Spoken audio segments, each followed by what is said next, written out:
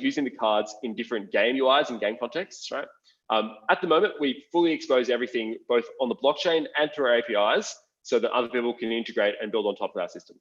As far as we know, no one's built a completely parallel sort of UI for Gods Unchained to be able to play with it, right? But we've seen lots of people build different representations of the assets, community websites, etc., which have often, we've had our community marketplaces are doing more volume than our official marketplace at the moment. And as well as our community deck building sites are doing more deck building than our official deck building sites. One of the things that this decentralization over assets is also allowed to do is that other people can do primary sales for us. So you talked about the sort of the generation of assets before. What we do is we sell packs of cards for people to buy, and we give out sort of a trustless referral fee to people who refer people to those contracts. And we've had community websites set up completely independent purchase flows in order to claim that referral fee, right? So the blockchain for us has opened up a big world of people building interoperable websites, apps, etc., which look at the on-chain properties of the tokens and can use those to build out whichever sort of sweet part of our ecosystem they want, right? Be it ownership, marketplace, etc. At the moment, no one's built a sort of a competing game UI, but absolutely in the future we see a massive world potentially opening up there. You're muted. All that stuff sounds extremely interesting, especially how this kind of theme of composability, of being able to stack these things and make it like permissionless referrals and all that kind of stuff. There's definitely benefits of these automated systems. Kind of curious, like let's say there's like a big Gods Unchained exchange, you know, with a lot of Gods Unchained volume, and there's some sort of like hack of that exchange, and a lot of cards were stolen. Like if there was outbreak from the community wanting to revert that or stuff like that, would that be possible? Like what does that actually look like? So we don't have once cards are minted, they're yours. We don't have the ability to unilaterally do a rewrite. Obviously, the community could come up with its own sort of forked token if they wanted to, where they were saying, this is now what we treat as Gods Unchained cards, etc. But from our level and in the contracts that we have, we put a number of restrictions on what we are able to do, right? And those restrictions include, after we sort of finish minting a certain set, no cards from that set can ever be created again, regardless of our intentions. We also don't have a sort of a kill switch to transfer cards from users, etc. We can't make cards untradable, etc. And while that does put a larger cost on us to get things right the first time in terms of ensuring the contracts are right, I mean, one of the nice things about this is that most of the exchanges where you can trade Gods Unchained cards are decentralized exchanges, right? So we're not having sort of intermediaries hold really large liquidity pools of Gods Unchained cards where they could be sensitive to a hack, right? So most of that volume is flowing peer-to-peer. If there were such a hack, then we wouldn't really be looking to do any sort of reorganization. I think centralized exchanges would take on that risk themselves. Us as the asset issuer wouldn't be looking to intervene there. So I've bought some Gods Unchained cards with my Ether because Ether's money. And when I opened a couple of these packs, a legendary card opened up and it said like 1 of like 732. And so the reason why you can say that is because that's built into the smart contract to only issue a certain number of those particular cards. And that you're also saying that you guys don't have a backdoor to change that number. Is that correct? Yeah, so I mean, the way in which we distribute each individual type of card is different. So some cards are capped in terms of number, some cards are capped in terms of time, some cards are capped in terms of like maybe the cumulative price that all cards in that set have sold for. Some cards might be uncapped completely. I don't think we've done any of those yet, but what we are wanting to do is to put smart contract level restrictions on those things so that players, when they're spending money, when they're buying things, they'll know that that's the rules around this asset that we as the game developer aren't going to later change on them. We think this is also not just important in terms of after assets have been created, but before assets have been created. So when we're looking at things like randomness, we use sort of a randomness system to determine which cards get made for particular users. And it's really important to us that randomness be decentralized, right? So we use, we generate that on the blockchain. all the odds are completely transparent. No one can accuse us of manipulating the probabilities of cards, which is important for a couple of reasons. I mean, firstly, it's important for economic sort of auditability, right? So that there's no, it's impossible for anyone at Immutable to be cheating the system or to be introducing cards into the economy to do any sort of insider trading scheme or any sort of any abuse of power which might abuse the marketplace, right? So it's important on that level. And secondarily, it's also really important from a perspective of sort of more traditional games publishers have used increasingly, like predatory is a harsh word, but in some cases it definitely is an apt word. There are patents taken out on systems which revolve around quite complicated sort of hidden adjustments to play and hidden randomness changes to incentivize increased consumer spending, etc. And not only do we not do that, we're able to use the blockchain to make it impossible for us to do that and to put everything out in the open for our players so they have a full view on exactly the system that they're interacting with and buying into at the time that they buy into it. When you say a new type of digital asset, can you kind of explain, what that means? Like, obviously, you guys are essentially printing these assets. You can make guarantees about how immutable the contract is that created it. Like, what's kind of like the end game in your mind for like these new type of assets? Is this the new art in your opinion? Like, where do you think this can go? And like, how much trust can people have in the finiteness of this stuff, in your opinion? Yeah, I mean, I think the finiteness and the trust around things like that can be completely determined by the needs of individual applications, right? Some apps might choose to not care about finiteness at all. Some apps might choose to care about an enormous amount. We think that as an overarching principle, that one of the new things that smart contracts allow digital asset issuers and consumers to do is to put guarantees that match their desires, right? So if you see something which has a hard cap and you want to buy that, that's your prerogative. If you see something which doesn't have a hard cap and you still want to buy that, then that's also your prerogative, right? So we see that as like an app level decision.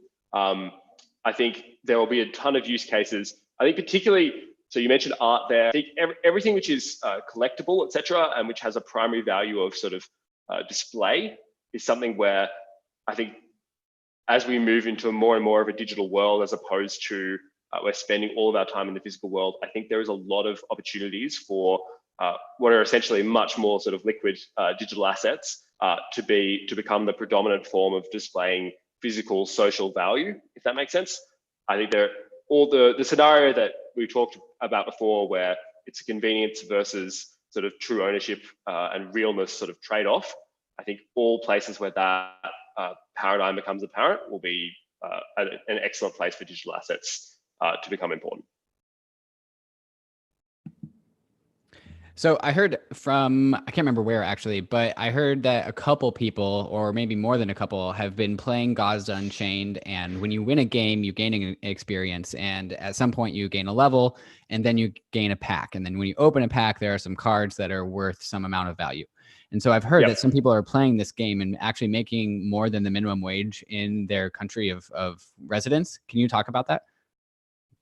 Yeah, so I'll talk about first the system that we had in place, and then secondly the system that we're building. Right. So the system that we had in place, we essentially ran a raffle system, right, where you could every time you got a win in the game, right, after we did a bunch of bot detection validation, you earned a sort of a certain amount of ERC20 token. After the end of a period, those ERC20 tokens could be essentially cashed in for raffle tickets, and we drew out a bunch of valuable prizes in the game, right? What this let users do was to make a financial decision about, okay, do I care more about being in the draw to win these assets, or do I care more about immediately being able to sell, right? Or, which is an interesting third option, do I think that the tokens at the moment are undervalued, so I'm going to be buying a lot of tokens in preparation of selling them later, etc. Right? And so what we found was that players who cared the most about assets, often wealthier players, were able to buy tokens off less wealthy players, right, and turn that into chances at more assets, right? Whereas players who are often living in poorer countries, so I think there was one particular story of someone who was living in Brazil, who was able to, by playing Gods Unchained, essentially as if it were a full-time job, right, playing it 8 hours a day on the grind, so to speak, was able to make more money than they would have been able to make as a monthly minimum wage over that time in playing in Brazil, right? And that's certainly one of the amazing things about crypto generally, is that it does allow for that sort of liquidity to flow between countries even, right? And so there are opportunities for players to interact in these virtual worlds with the same sort of permissionless and barrierless overall nature as in just a straight up Bitcoin or Ethereum transaction. And so we were able to create an economy where players were, like the phrase that we use is like playing to earn games. I think generally over the last 10 years, what we've found in the gaming industry is games used to cost, $60, $80 when you bought a AAA title, or when you bought a new Pokemon game, etc. Right? Some games still do, right? But the majority of the money in the industry at the moment, right, is in free-to-play games, right? So free-to-play games, I think last year, the profit in free-to-play games was close to $90 billion, right? That's more than music and movies put together, right? This is an enormous industry, which essentially revolves around the fact you make games free to play, you sell the things in the games, and you incentivize people to buy them, right? And so over time, things have transitioned from players paying to play the games to now players are free to play the games, and their monetization comes from there. What we think that crypto will enable us to do is transition even further down that curve into a sort of a play to earn mechanic, right? Where now instead of you playing to play the games, game developers will actually pay you, right?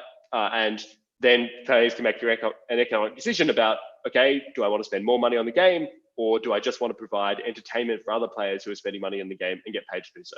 And we think that's a really compelling narrative to offer our players. So I've been in your guys' Discord, and I've become immediately humbled about how much better than everyone is at this game than me. But your guys' Discord is like a small city. How did it get so big? Well, we found Discord to be an enormous sort of like a really high leverage tool for us to interact with our community. It really nicely provides for both users kind of doing like one-to-one communication, whether they're trading or they're playing and they're just having discussions, as well as us sort of broadcasting out information about the game or what's going on, etc. One of the reasons why we think it's been so successful is just because our users are really engaged with things beyond Gods Unchained, and we've never really restricted the discussion to just Gods Unchained, right? We wanted our players to spend a lot of time there, and they're there discussing, politics or crypto or sports, etc., as well as talking a ton about Gods Unchained. And what we found is that our users actually have really, really interesting conversations, find ways of thinking about Gods Unchained and crypto that we haven't even thought of yet. And in some ways, they even have really awesome suggestions that we wouldn't have thought of ourselves, right? And so, like lots of startups, I mentioned before, lots of startups struggle with not being able to get enough feedback about their products, and like having to go out and actively search for users who are willing to test their things and give them the feedback on it.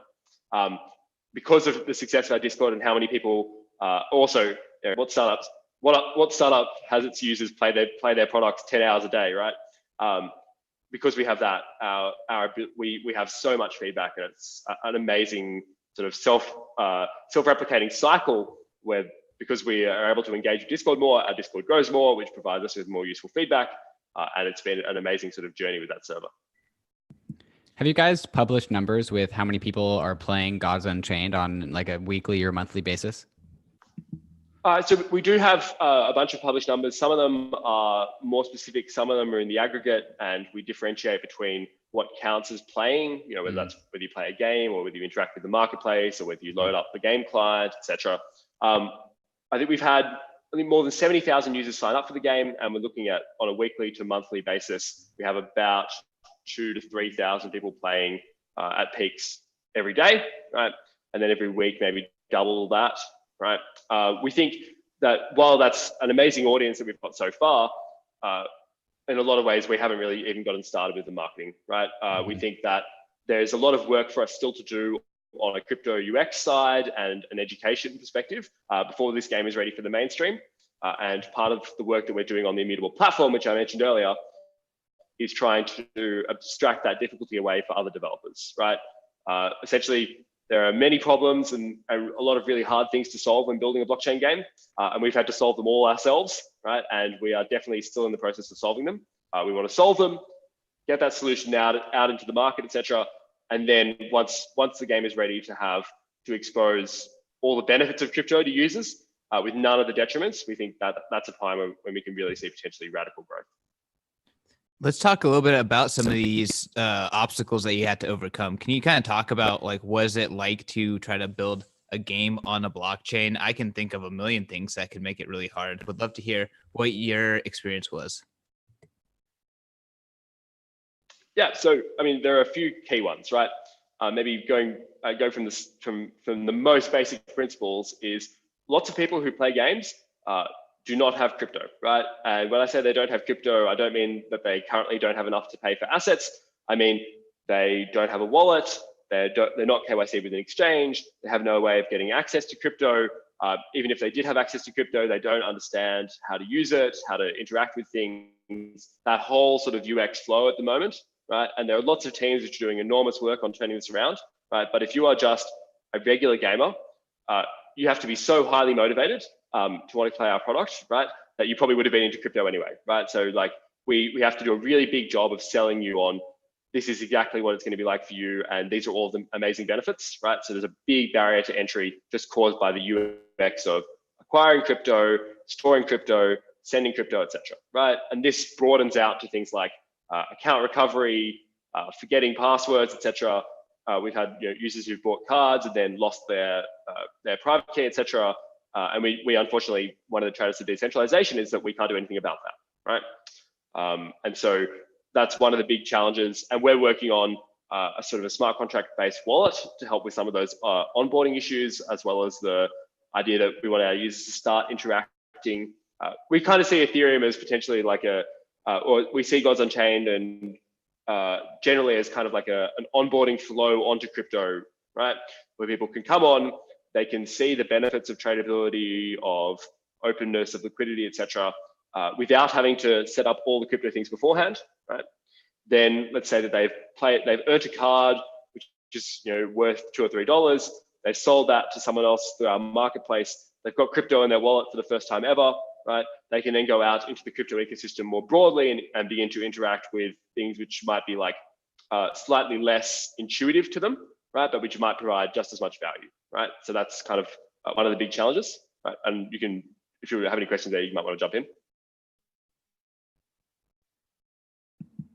No, it's all good. Keep it going. Yeah, and then so maybe the next big challenge is gas, right? So Ethereum obviously has had some capacity constraints over the last couple of years, right? And we found that to be a really interesting challenge for us. So when we launched the Gods Unchained pre-sale, this was about the time, I think it's now referred to as sort of the F-coin spam saga, where there was an exchange who was promoting themselves by essentially paying to fully use up Ethereum's capacity, right? And I mean, it kind of worked. We've all heard of them, but it was costing them millions and millions of dollars a day, like tens of millions of dollars a day, probably, right? But what it meant was that Ethereum as a network was effectively unusable, right? So to buy a $2 pack of cards, it would have cost you like $200 at one point, right? Because of the computational and storage cost of calculating the random cards, distributing to the users, and saving all that data on chain, right? At that time, we were able to come up with, and you can see there are some articles that we've written about this process, which we called sort of activation, which were just a bunch of optimizations segregating different bits of this flow to try to make it work for our users, right? And we did a reasonable job of achieving that, right? But that lost us some composability when it came to relating to other apps. So just recently, we did a big sort of migration of cards to essentially kickstart the marketplace to get everything into the right format, etc. And we had to essentially do a lot of really innovative work to make that happen, right? So that was creating a completely new technique for storing NFTs on chain, complying to the same ERC 721 interface, but allocating storage in a substantially different way, storing each card in a really refined and compressed format so that we were able to still preserve that data, right? And so to give you a little bit of context about the numbers I'm talking about here, Gods Unchained currently has about 7 million NFTs on chain, right? So CryptoKitties back in the day, and they have a number of extra gas costs involving breeding and sort of the bid market mechanism that was kind of implicit there. But there are about 1.8 million CryptoKitties in the world, right? And all NFTs, which are not Gods Unchained, put together, right? You're looking at about 2.5 million, right? So we essentially, Gods Unchained currently is 3 times larger in terms of the tokens that it's created than every other Ethereum game put together, right? And we had to mint those tokens in about a week, right? And so we had to create some fundamentally innovative techniques to do that, and also contend against, and that required quite deep Ethereum knowledge, etc., which means that that sort of challenge is quite inaccessible to traditional game studios, people without that knowledge, and we want to try to make that a lot easier for them. Right.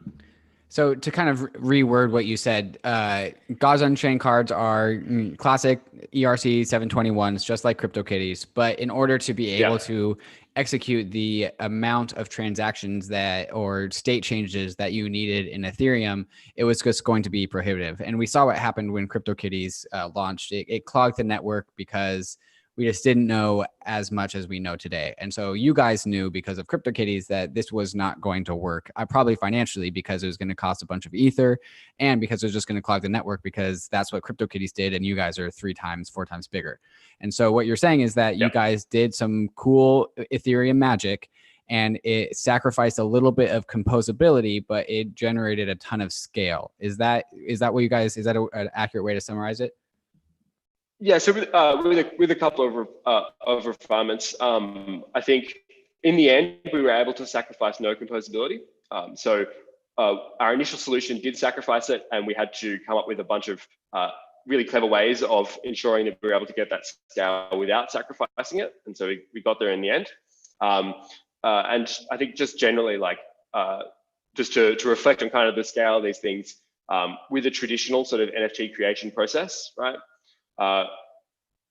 Activating, what's like essentially minting all of those Gods Unchained cards would have used about 100% of Ethereum's capacity for about a month, right? And so you're looking there, if you're trying to occupy that capacity, if you spread that out over a few months, it'll be cheaper. You try to do it all in 1 month, it'll cost you, 15, maybe 20 million, right? And you're delegating that cost to players in a lot of cases, which we didn't find. Which we didn't think would lead to a successful marketplace or a digital asset class if you're asking players to bear that cost up front. Well, that is just incredibly. Oh, go ahead, Christian. Also, you're muted.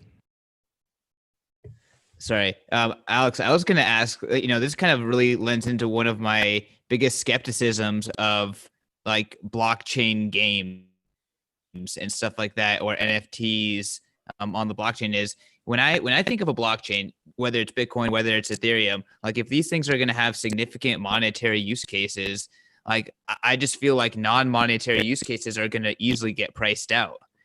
Even if, all the dream of Ethereum 2 is reality, I still find it difficult to think that unless these things are like such mainstream, big time collector items that people are going to put money to moving them, like I find that it's going to be difficult to move it around on chain and mint them and all these, requirements that happen on chain.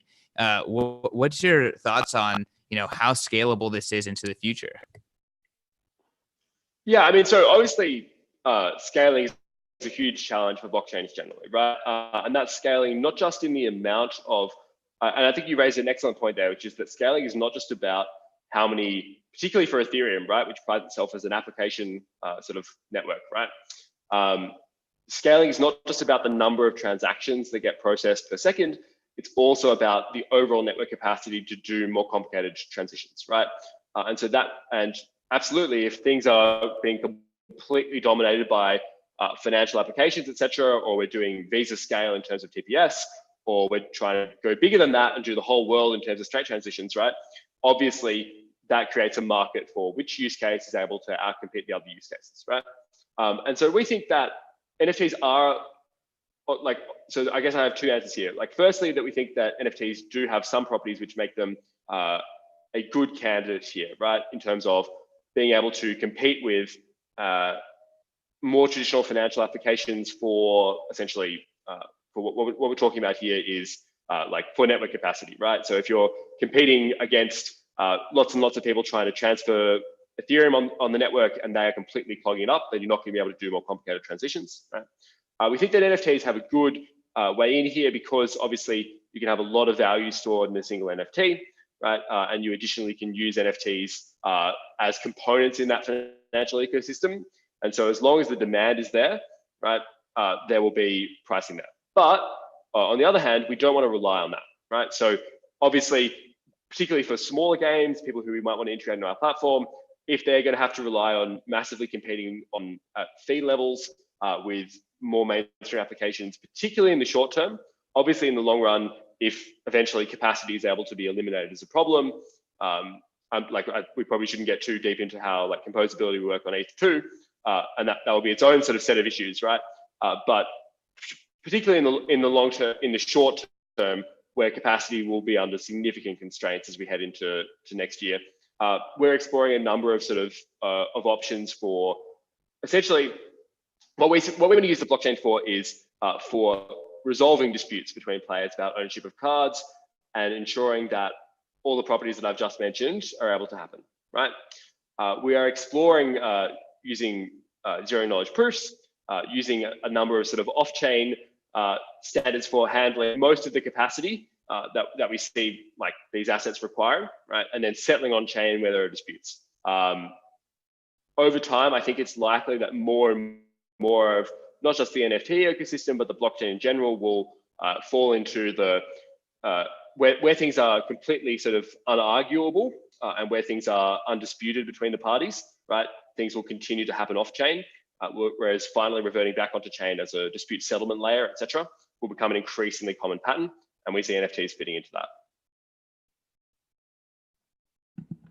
So I'd like to talk about how Gods Unchained may or may not be incorporated into the whole rest of Ethereum. And so if you have been following my company, Realty, we put our centralized tokens that have a property behind them inside of Uniswap in order to open up trading and liquidity for our real estate.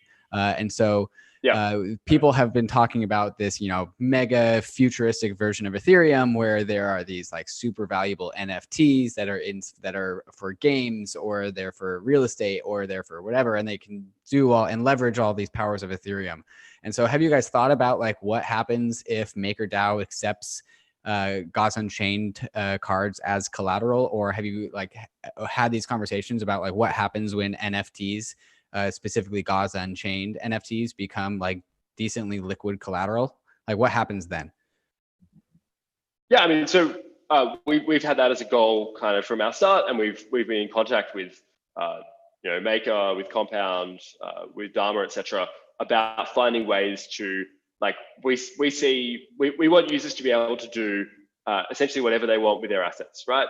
Obviously, in the short term, you still have problems, relating to liquidity or relating to how challenging it can be to price assets, or potentially like, not as much of a problem at the moment, but in the future, variability and fluctuation in asset valuations, etc., as whether they'll make good collateral, right?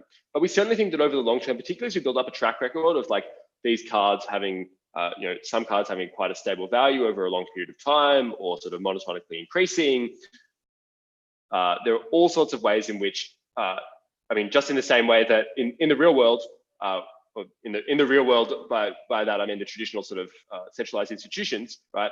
You see patterns where what are essentially non-fungible goods, right? Whether that's real estate, whether that's derivatives, etc., where there are opportunities for those non-fungible goods to become used as collateral in other financial transactions, right? And we see that over time, exactly the same sort of ecosystem will develop on-chain as it has off-chain. And so one of the reasons that we're quite interested in composability as a concept, as well as the things that I've just mentioned to Christian about like trying to balance scaling with composability will be really important, is so that we can plug into DeFi primitives, we can plug into the sort of the applications which haven't even been built yet, which will provide both, we hope that they'll be value additive to our tokens, etc. And we also think that it will enable users to be able to like actually use these tokens more substantively and more deeply in their everyday lives. So Christian, unless you have any other questions, there are some questions I've collected from some of the community members in the Ethereum world I'd like to go through. Yeah, I mean, I think you should talk about those things. The only thing I would add on is like, what I just wanted to like more deeply understand, like, what do you think that these kind of tokens printed by your company will be worth to some people in the future? Because that's what I have a difficult time wrapping my mind around. Like, I guess, you know, I've seen people buy and sell digital assets that are completely centralized and not permissionless at all, for large sums of money. But like, is this going to be like, do you see this like being a prized possession, like to like the deepest level, like something that is worth a house, like that kind of level of store of value? Like, I'm just kind of curious, like, what is the end game in your mind for these type of assets? Yeah, I mean, we want to see assets traded which are worth 10 cents. We think that there is absolutely the potential for assets to go for hundreds of thousands of dollars, right? We've already had Gods Unchained cards, traded auction for more than 60 grand US. We've had cards traded between players in the range of 35 grand US. And we think that will grow and that will change as new assets are introduced. We think that just as we see like physical cards and game items for Magic the Gathering have gone for hundreds of thousands of dollars, we think that there's a lot of value that players and people generally will feel, whether that's showing off their assets or owning something very rare or being able to display it to users. And we think that in a lot of ways, digital assets, where if all that you care about for these assets is its scarcity and its ability to display your status to other people, we think digital assets actually let you do that significantly better than physical assets, right? Physical assets, you have to keep it in a case somewhere or in a bank vault. It has to be perfectly sort of climate controlled and looked after in a particular way, which means you can never get it out to show anyone that you have it. It's not divisible at all. It's not, so you can't, share it with your friends. There's no outside of a legal contract, etc. And there's no way for you all to look at it at the same time. And you just don't have all the displayability options that you can with a digital asset, right?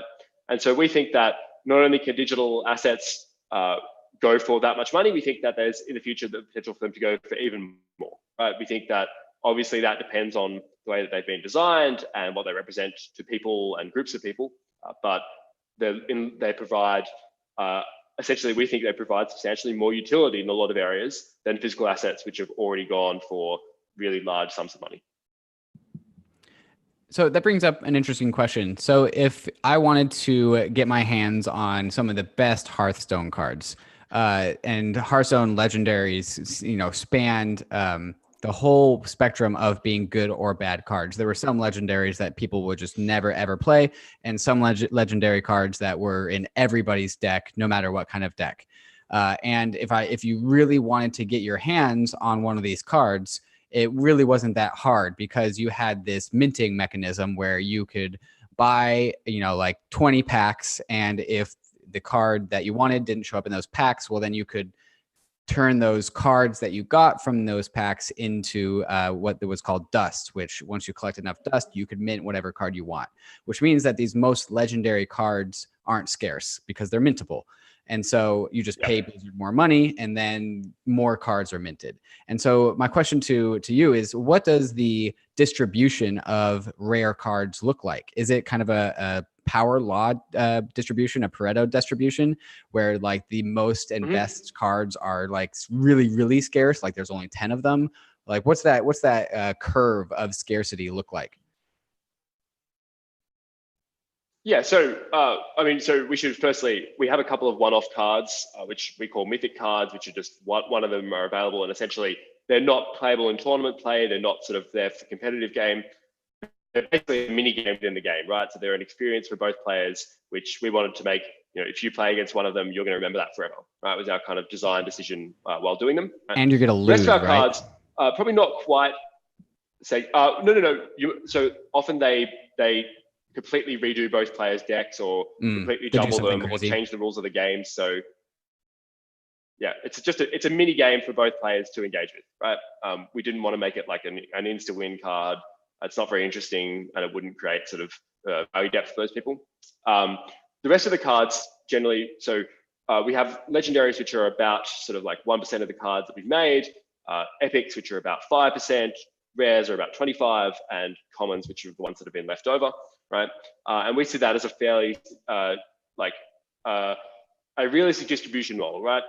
There is a lot of scarcity to the top level cards, right, in the game, right? So nothing quite scarce. There's only 10 copies of them. I think we're talking about thousands at their most scarce, right? But obviously, for a game which has 1 million players, if there are only 2,000 of a particular type of card, that's going to create a lot of competition and demand for those cards, right? And that's both a good thing and a bad thing, right? It's a good thing because obviously it promotes the collectability and value of those assets. It's potentially a bad thing if it impacts the balance of the game, right? One of the nice things that we have on our side here is we can actually use economic incentives to solve some of these problems, right? In the circumstances where, for instance, there's one card which is really dominant and it's really highly valued, and another card which might be of the same scarcity but is not used in any competitive decks or is not valued by the community and it's priced really low. What we've essentially created there is an economic incentive to find a deck which incorporates that card into it and to invent something which can give that card value, right? Because if you're able to invent a really powerful way of interacting with the game with a really low valued card, right, and you're able to invest in that card essentially by buying a lot of them, you potentially have created a really powerful economic incentive for people to innovate on the meta, right? And that's not an incentive which is really possible in games without trading. And so some of the reasons why they have to rely on a sort of a fully top-down distribution model is because you're either winning or you're not. Whereas in our games, we think there's a chance for players to be able to use economic incentives to find different combinations of things which work. Okay, so with the whole scarcity built into the Gods Unchained system, you guys have solved the issue of not being able to print more cards than what would be scarce. But at the same time, the interface for playing these games also is going to be a centrally run server, right? And so, like, what happens if we have this super rare card, the most rare card, and then it has 30 health and 30 attack, so it's really powerful. And then you guys push an update and you change that to 3 attack and 3 health, and all of a sudden that loses all of the value. So there's no stopping that, right? Like, you guys will always be able to have that power. Yeah. So we should differentiate between now and always, I think. So I'll talk about right now first. So right now, absolutely, we have the power to change what cards do in the game, right? And that's necessary for a number of like game development and just generally structural reasons about us needing to balance things. What we do offer players at the moment is complete auditability, right? So all those properties are visible on chain, right? You can see the state in your card on chain. Okay, this card is meant to have 30 attack and 30 health, right?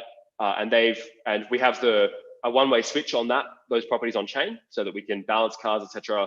Once a card is tradable, we lock in its properties and say, okay, that's locked in for now, right? For most of the cards, some of them there's a bit of wiggle room, right? And what that essentially lets players do is that when they're making purchasing decisions, they're informed about the stats, right? We're not overly zealous about this. We have a core set which is able to be balanced while still being tradable. Part of that's because as we print new cards, if we really wanted to rebalance things, it's still possible for us to do that. But what we've tried to offer to players is, at the moment, right, while obviously we can change what the cards do if they're played on a centralized server, if we do it, you will know about it and you'll be able to point at the blockchain, which is there forever, and say, hey, this is not the card that was purchased. And then it essentially becomes a massive reputational risk for us, which gives players some economic guarantees that we wouldn't compromise our reputation or the value of future card sales by doing something like that, right? So that's the now. In the future, things might look completely different, right? So in the future, we could totally see a world where people would be spinning up their own servers, etc., to play Gods Unchained on. And so if we decide to change the game's rules, who's to say there couldn't be a Gods Unchained classic running on peer-to-peer servers between people? We want to explore all sorts of things related to that, but obviously you can't optimize for that before you have something that people want to use in the first place. Last question for me is, what do you think it's going to take to make Gods Unchained something that is appealing to someone who would play a similar game through a centralized server like the one that David was talking about earlier? So, I mean, firstly, I think we have to fix the UX considerations that I mentioned earlier, right? I think you can have a really attractive product in theory, a really nice sort of compelling set of narratives that people can get behind, and like I really want to participate in that ecosystem, and that's fantastic. But it won't do anything. Like in the games industry, retention and engagement are key, right? And as you're building in new users, you're not going to be able to see a game grow without having solved those challenges first, right? So that's the number one step. Beyond there, what we think is important is once we have kind of user experience parity, we then want to go really, really hard to players and say, using the play to earn systems that we've set up, using the ownership and tradability, and as well as sort of hooking players into the crypto ecosystem more broadly to enable them to like fully appreciate the value of their cards, etc. We think that players we want to do a really hard sort of Trojan horsey sell to them on this is all of the benefits of decentralization. These are all the benefits of trading. And we think that trading, one of the reasons we pick trading card games here is we think there's such a direct parallel between here is what you are getting in Hearthstone, right?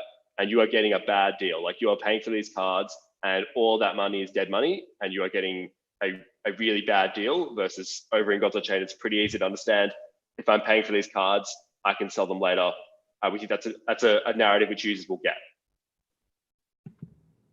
So I have some questions I want to burn through really quickly, and I don't think their answer will take very long. One of them is, does Gods Unchained Immutable always plan on keeping the cards being denominated in ETH, or are we thinking about maybe using DAI in the future?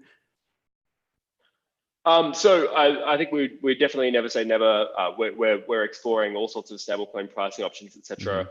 We want to make sure that what we do neatly and nicely balances how easy it is for users to interact with our ecosystem with wanting to have a stable price of things. We had during our first season, the fluctuation of ETH be a challenge both for our accounting teams and also for our players because it creates arbitrage opportunities for people who bought at different prices. We think that's a problem right now. Obviously, as ETH becomes a more accepted standard of money, etc., that may become less of a problem in the future. And so we'd say at the moment, product by product, season by season, let's work out what will give us the best of what we want for our users. And is there a release date for a mobile app? There's not a release date. It's certainly a priority for us internally. I think if you want to have a massive trading card game that takes on Hearthstone, you have to be on mobile, and we will go there. We obviously want to make sure that we also have the infrastructure set up on mobile to support us to actually offer a blockchain game there. We're doing a lot of work on that regard, but we are actively working on the development of a mobile version. And while I'm not brave enough to commit to release dates, I trust that the listeners will know that it's that our incentives and theirs are very clearly aligned in this area. And then last lightning question. So you are responsible for saving millions and millions of dollars of gas costs. Are you going to document and promote this technique for others to use? And will you come to Ethereum conferences to spread the use of these techniques in libraries? Absolutely. Actually, the first version of this technique, I gave a talk on at EdCon in Sydney this year. And so I think there are a bunch of things, whether this technique in particular is like something which is really useful for optimizing the minting of NFT assets, right? But there are other things that we're working on in a much more general sense, which we think that we absolutely want to get out to the community as come and integrate with this. We have dealt with these problems, we have solved them. And whether that's tooling, whether that's talks, we definitely want to participate in the Ethereum ecosystem. We've been a bit heads down and building for the last year, and we're in Sydney, obviously, so we're a long way away. But we want to ensure that all of the knowledge that we have is radiated and disseminated to the Ethereum ecosystem, which has given us so much knowledge and experience in return. It's one of the things that we really love about the Ethereum community is the availability and the openness of discussion, developers, and tooling, which help people make better products. Alex, thanks so much for coming on to POV Crypto. If you have a request of our listeners, what would it be? Download Gods Unchained, try it out. It's super easy to see why both people like these style of games, and also how directly and how easily crypto can be integrated into games which include in-game assets. In-game assets are an enormous industry. They touch the lives of billions of people every single day, and we think there is a real opportunity for crypto to make inroads towards those people all over the world. and give them really what they should be getting in the first place. One last question. When social gaming? When can people play me? This, again, is a massive internal priority. I think we'll be rolling out a friends and chat system across. We're building something which will work across all of our Immutable products, as well as something which will hook directly into Gods Unchained for 1v1 matches. Obviously, it's very important to us. We have a $500,000 world tournament coming up, which will mean that we need to support an esports scene. An esports scene means you need to support tournaments. Tournaments mean you need to support one-on-one games. One-on-one games means that you need a friends and chat system. So that's the mini roadmap for us to get there. We care a lot about getting there as quickly as possible. Awesome. Alex, thanks for coming on. You guys can follow Gods Unchained on Twitter at Gods Unchained, exactly how you would expect it to be spelled. Alex, do you have a Twitter that you want to be pointed to?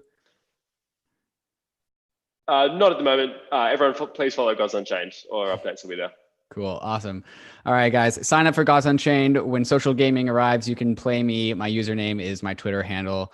So Alex, thanks for coming on to POV. We really appreciate your time. Thanks very much for having me.